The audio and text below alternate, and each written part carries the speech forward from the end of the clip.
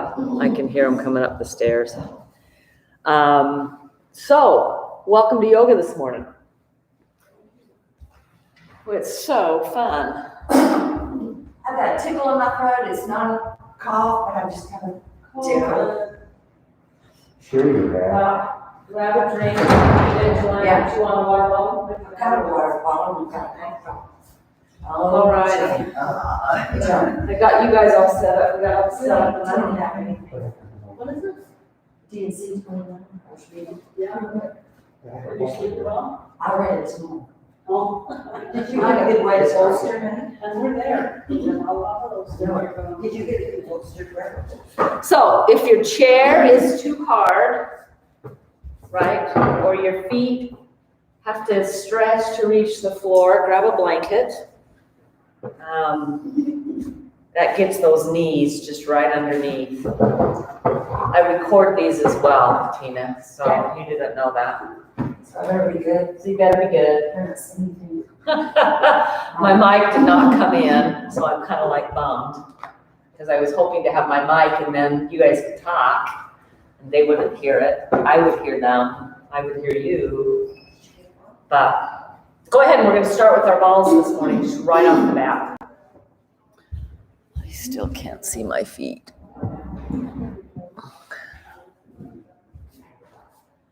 Go ahead and roll. Remember, we're looking for places that are maybe a little sore. Hey.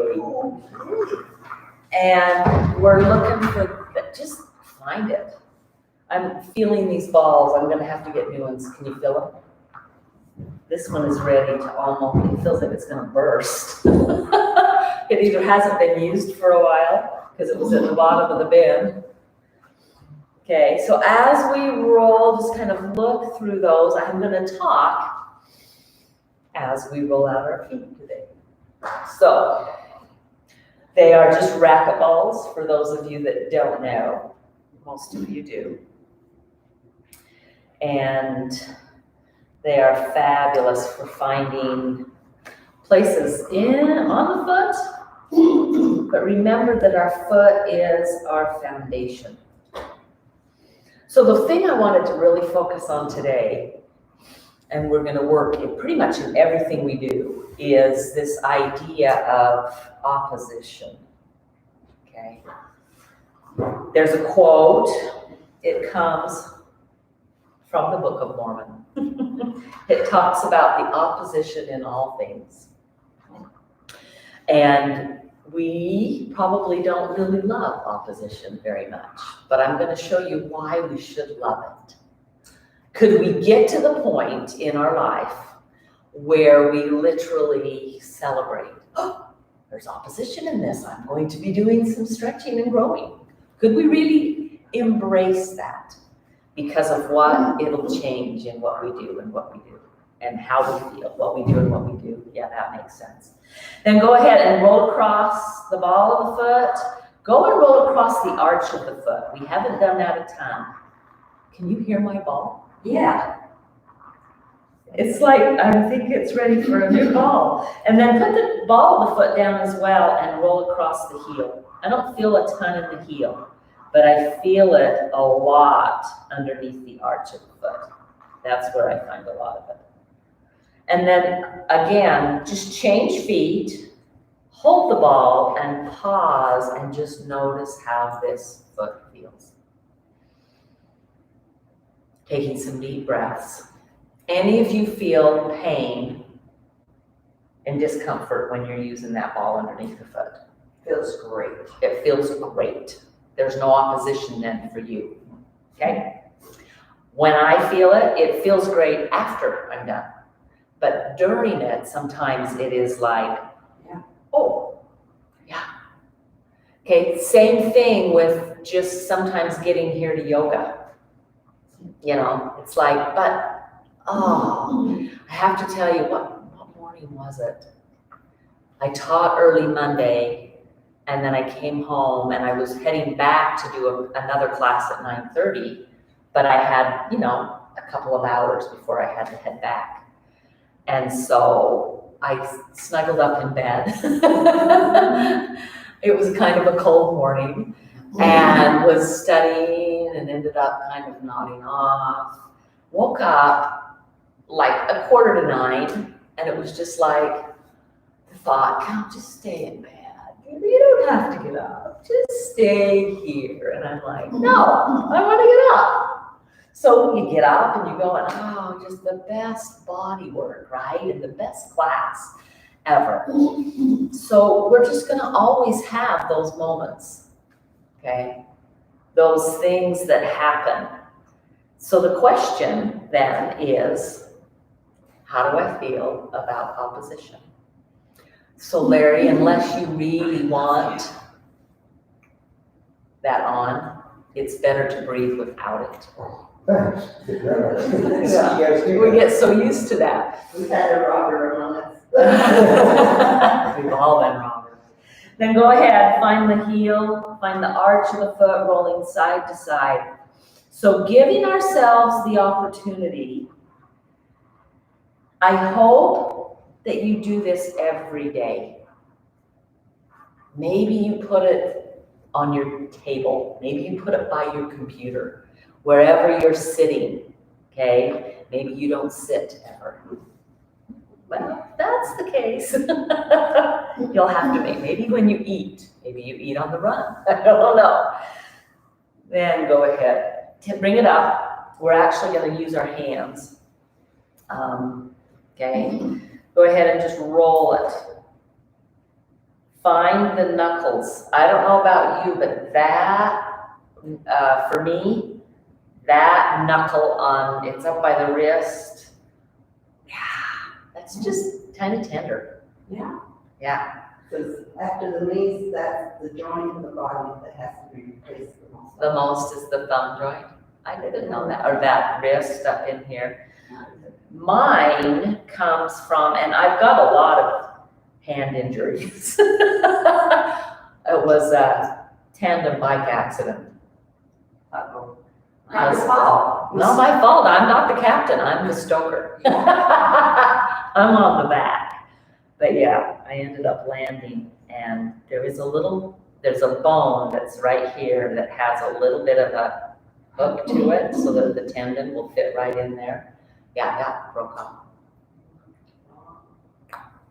So, and even though it's fully functional and healed, right, it's still.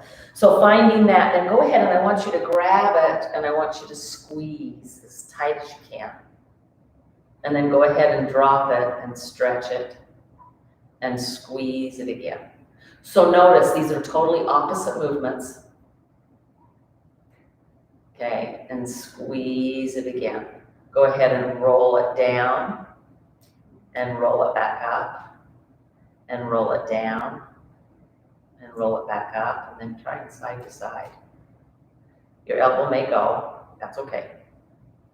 And then palm up, pull it up again. So this is great, you feel it here, but when you turn it over, yeah, feel the stretch there.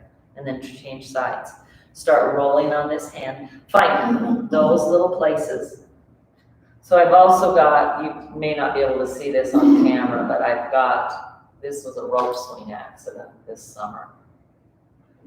I guess I thought I was Tarzan or Jane. But anyway, I reached up higher than the knot, thinking I'd just slide down and hold the knot. I should have just held the knot. I'm obviously not strong enough to slide down and hold. The slide down, hit the knot, broke the knuckle. And I still can't wear rings on that finger. So, all right, rolling that out. Go ahead and grab, squeeze, and then leave it and stretch. Yeah.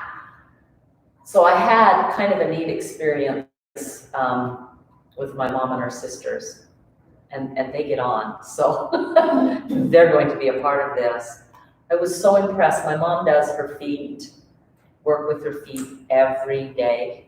She does some of the work that we do. And then go ahead and hold and keep the squeeze and find the tilt and take it up Find the tilt, just feel that stretch and bring it up and find the tilt. And go ahead and come over, find that, you're still squeezing it. That engages up the forearm. And then take it over and you're just gonna go side to side, up and down, maybe a circle. Yeah. And then release. We're actually gonna go back to our feet one more time. And we've done this, but you've got to roll it a little bit forward. And then come down so that you've got big toe and pinky toe on either side of the ball. Try to get the ball of the foot on the ground and these toes are up. So this is what I noticed with my mom when I was working with her, is her feet are still just as supple as like young feet because of some of the work she's done with her feet. Okay, that's the idea, is just that continuous movement. Now, take the foot, just go up and over that ball, pointing the top of the foot.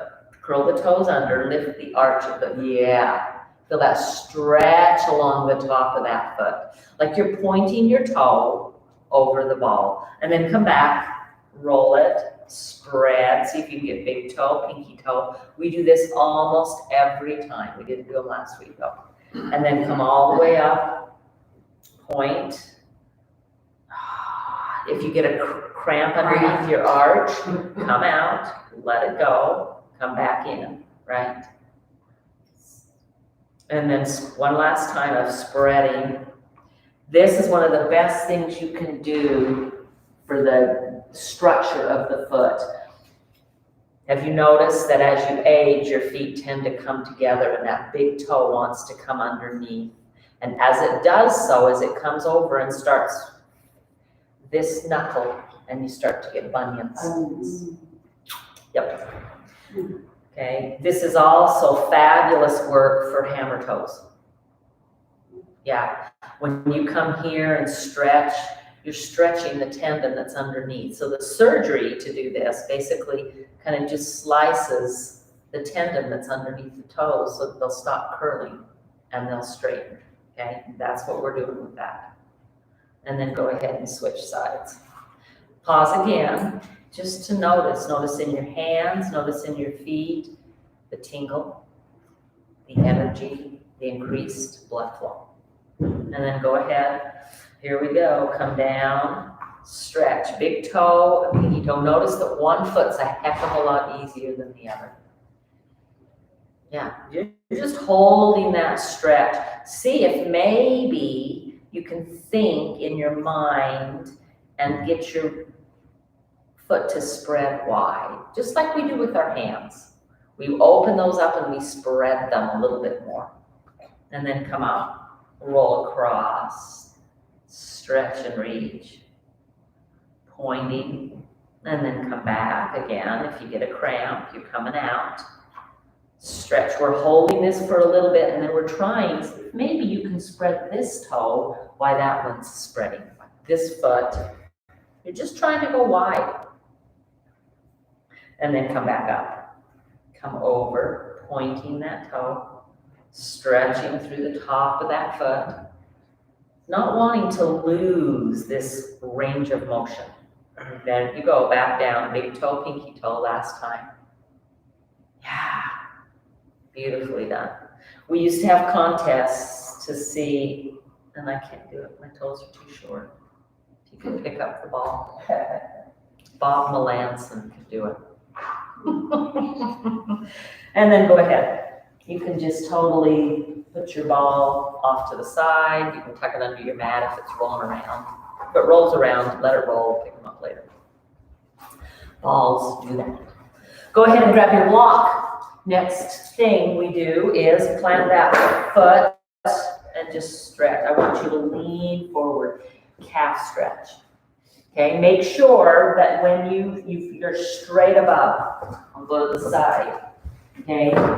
You're not here, so as you pull down, it's not here. That's a lot of pressure on the knee. You've not shortened the 90-degree angle here in the knee. So you push it forward, come, and you just pull that down.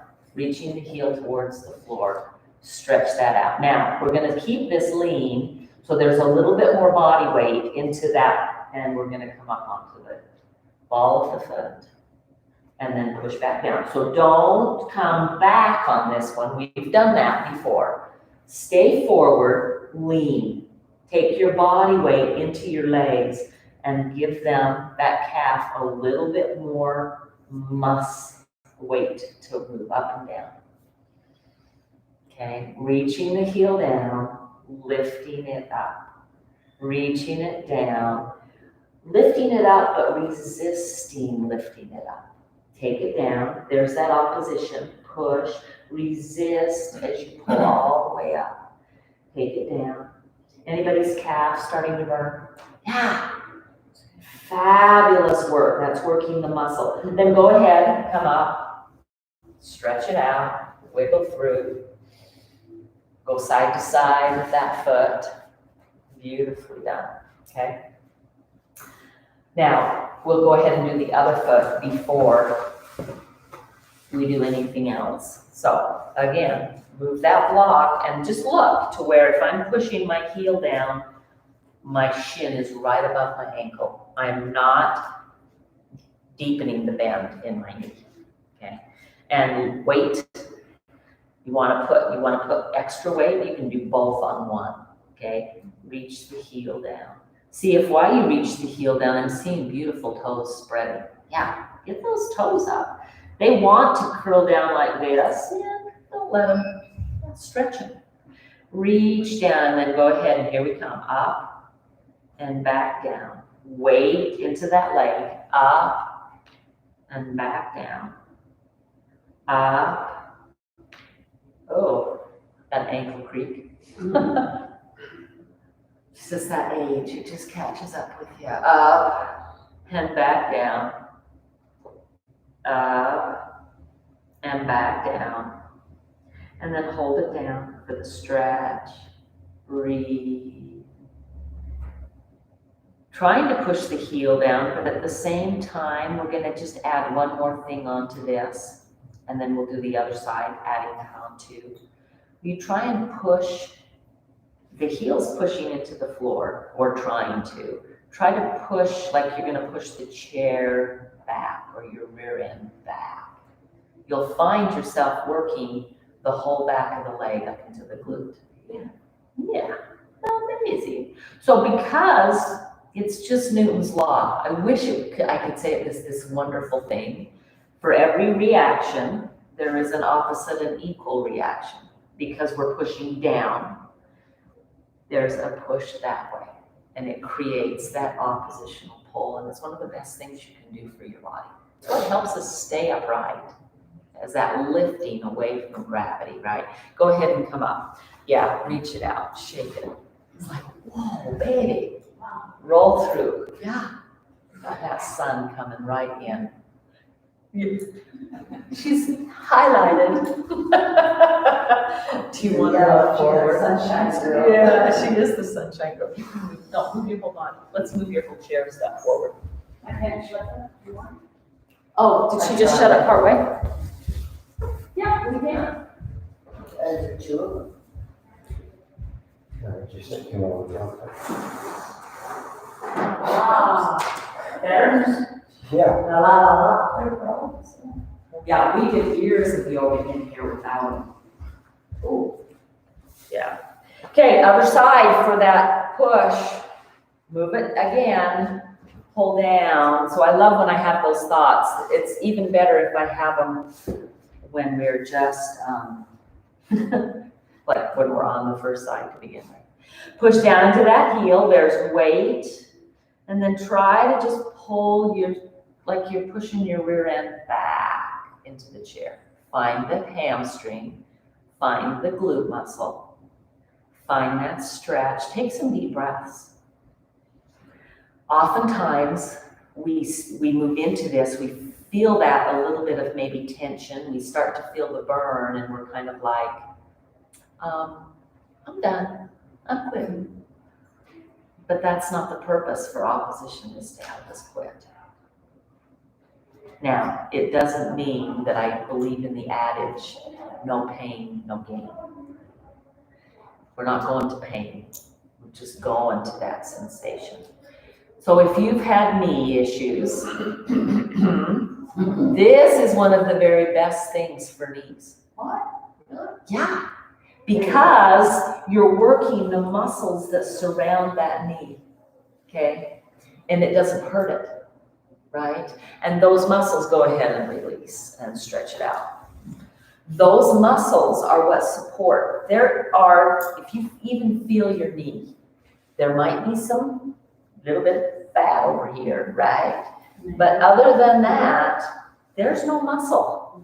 This is all tendon and bones and ligaments all stuck together, okay? We want to work the muscles that are all around here and the muscles that are all around here to support the movement of our knee. Okay, good stuff. All right, we're gonna grab one more thing with this block before we're done. Go ahead and put it between your ankles. It's just straight forward, yep. And you're watching that curve, okay? I want you to hug the block in. Do not let the knees do this. Do not let the knees do this. Try to keep them right over the ankle. You'll find that this helps work the inner thigh. I want you to kind of sit forward to where you're right up on the edge of the chair. So if moving to the edge of the chair means the knees have a bigger angle, then you've got to scoot the block forward. You will feel on this one like I might fall off the chair. Yeah, and if that's the case, you can go back a little, but try to squeeze the block and try to feel like we're gonna move the block up. We're gonna start at the ankles, okay? Notice that hug. That's a good hug. In yoga, we often talk about zipping the inner thighs together, okay? Iyengar taught years ago. He died in, I want to say 2014. But that might be wrong. Anyway, he died at 94. But he trained so many yogis, okay? He made young boys, and you'll see a lot of yoga people do this, stand with their legs together and just hold them all together. Well, the problem with that is when I stand up, keep squeezing, okay, and do this, my hips are wider than my ankles. And so my stability, it's better. There's nothing wrong with holding them together, but for stability and balance, it's better to have them here. But here, for young boys, it was almost impossible for them to feel that hug. So we're creating the hug with this block by just squeezing that in, pulling it all the way up the leg. So when we do some of our other exercises, and I ask you to, like when we're standing and we're doing our down dogs on our chair, hug it. I want you to feel as if there's this block between. So we're going to feel what that feels like. Ready? Now, take the block. We also want to hug the shins in. So hug and squeeze those. Start at the ankle. Don't let it do this, where you're lifting up and just squeezing here. Push the inside edge down as well. So you're still trying to take your left foot that way a little more. There you go. Yeah. And make sure it's not this, ankles in. Put the outside of the foot on the mat too. Yeah. Make sure that it's like you're making the biggest footprint in the sand that you possibly can make with your foot. I don't want to just have this kind of a footprint. I don't want to have this kind of a footprint. I want the entire foot planted, pushing down, squeezing that. What do you notice with that squeeze? Can you feel this? They kind of tighten right underneath those glutes. You feel it in your quads as well. Good stuff. This is one of the best things to do for your knees. Think about sitting and just squeezing that. You're working all these inner muscles, okay? So that's just a fabulous one. Now we got one more. Release. Go ahead. Legs tired? Yeah. Go ahead and here. I like it wider, because I've got wider hips, okay? But if that is really awkward and you're narrow, some of you are more narrow, then this might be better for you, okay? Bring the block up higher. So the hip joint is different than the knee joint and the ankle joint, okay? The hip is a socket joint, right? It's got the hip socket, it's like this, and that hip sits in there. But that bone that's the hip can do all sorts of motion. So we pull this up, put the hands on, you're squeezing it in, squeeze with the shins, squeeze with the ankles, not doing this, not letting that lift, still pushing down so that I'm creating a footprint, and then I have this zipping action, and then I'm gonna push down. Notice the hips widen. Breathe. Go ahead and see. You can do this. Or you can be a tea party up on top. And then release and shake it out, okay? That's using our legs. That's using our legs. Go ahead and come in again. Plant and create the footprint. Find the ankles, find the shins, find the thighs. Push down on the block.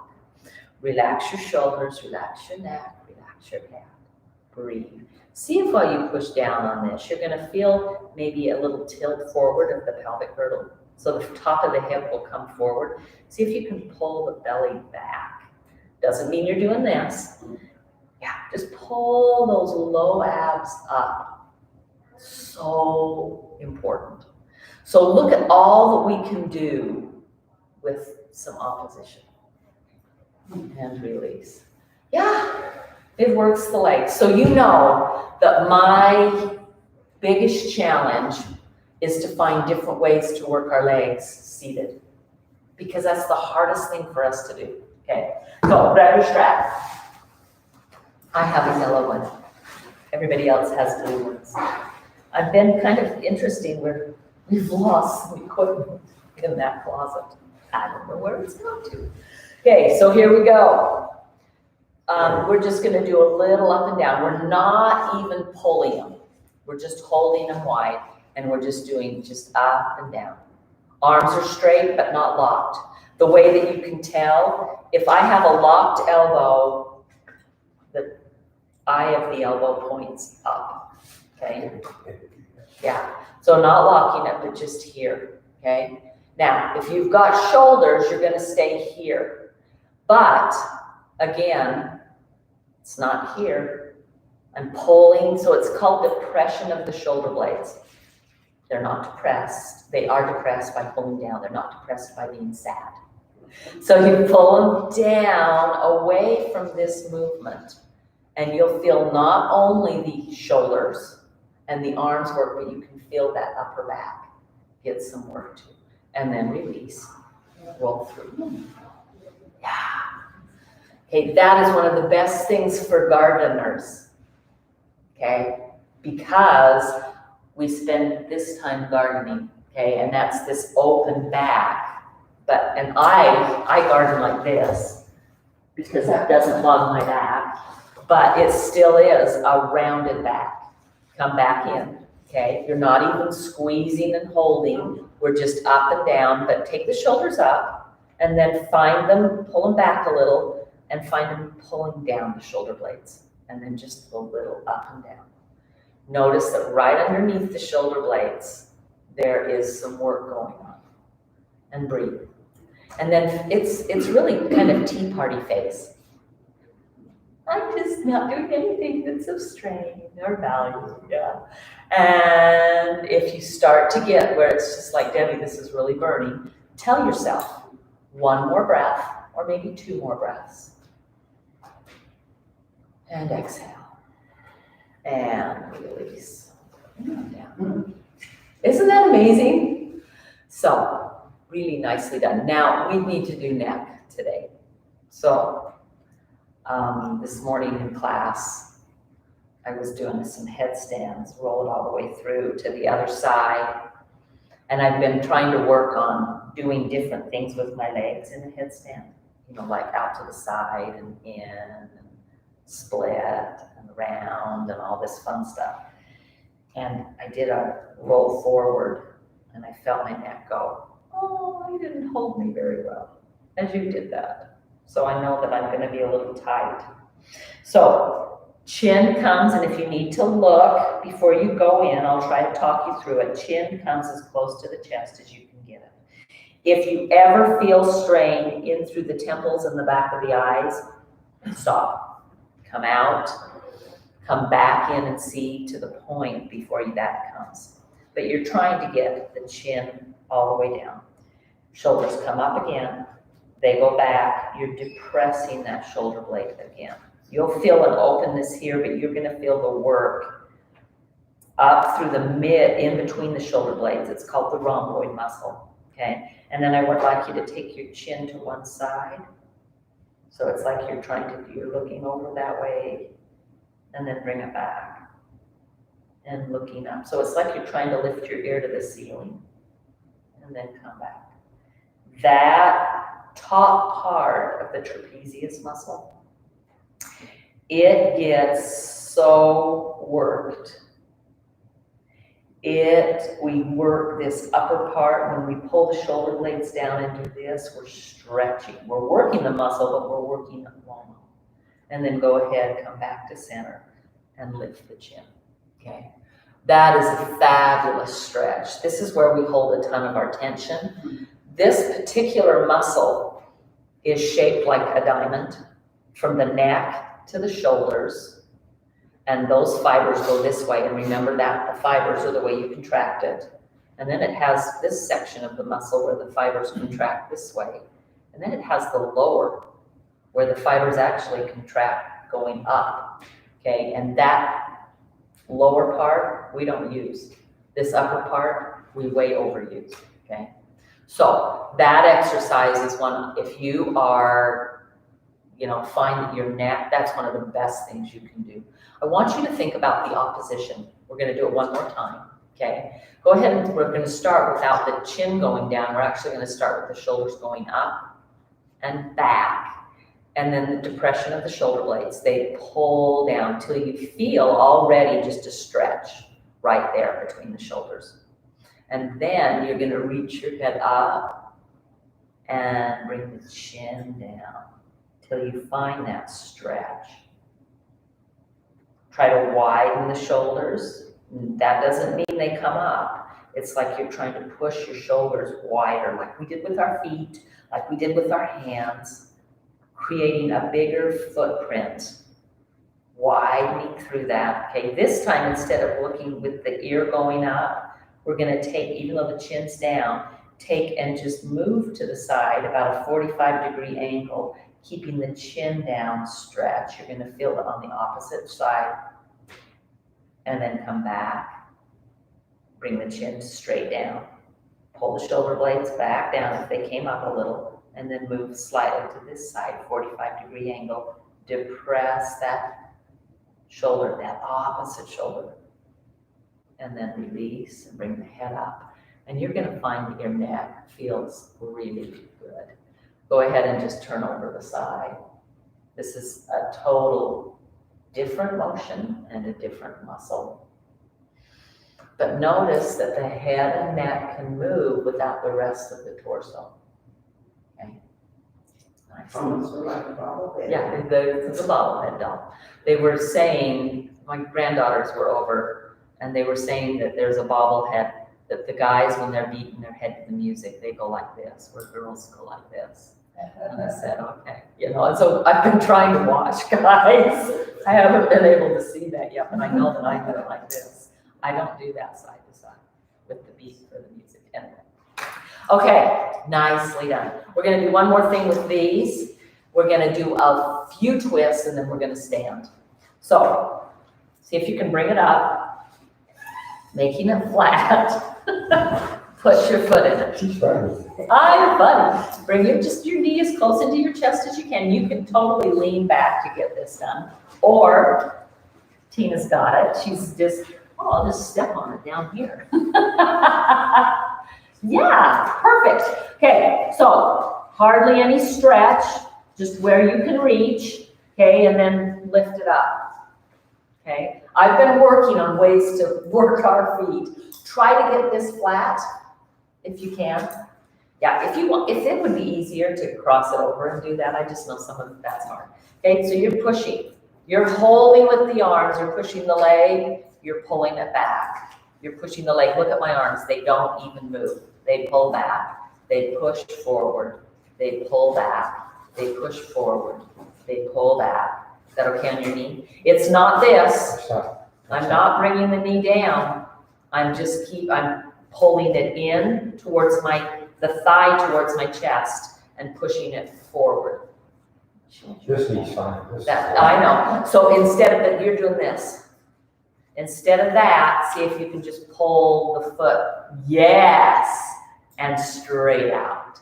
And in and out. That's going to work your thigh more. Yeah. Yeah. Okay, do a couple more. Yeah. And then go ahead and just a little bit of range of motion. Kind of just like the bouncing ball following the words in a song. They're just going to go in and out. Okay, so what's the opposition here?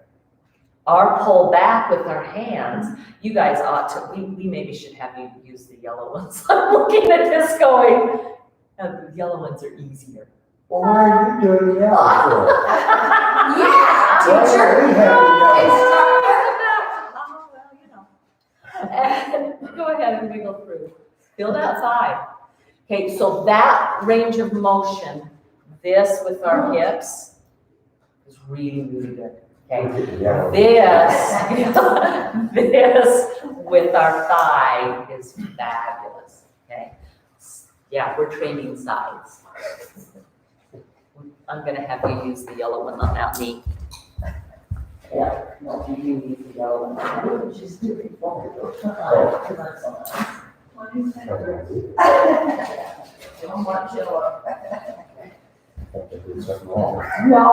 No. We've got a couple knee replacements in class. We've got a couple knee replacements that get online. Okay, so you got it? No, maybe as flat as you can. Okay, you're holding on, right? And the knees coming to the chest and back out. So my foot doesn't really drop at all, right? It's kind of trying to stay.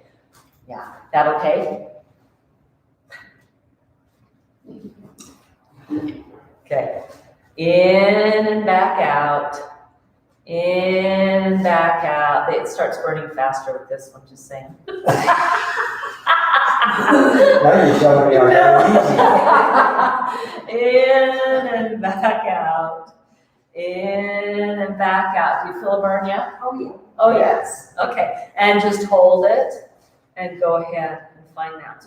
It's bouncing ball, okay? I'm holding it. Notice what that requires, okay? I feel that in definitely in the hamstring, or not the hamstring, sorry, the quadricep, but even up across the hip.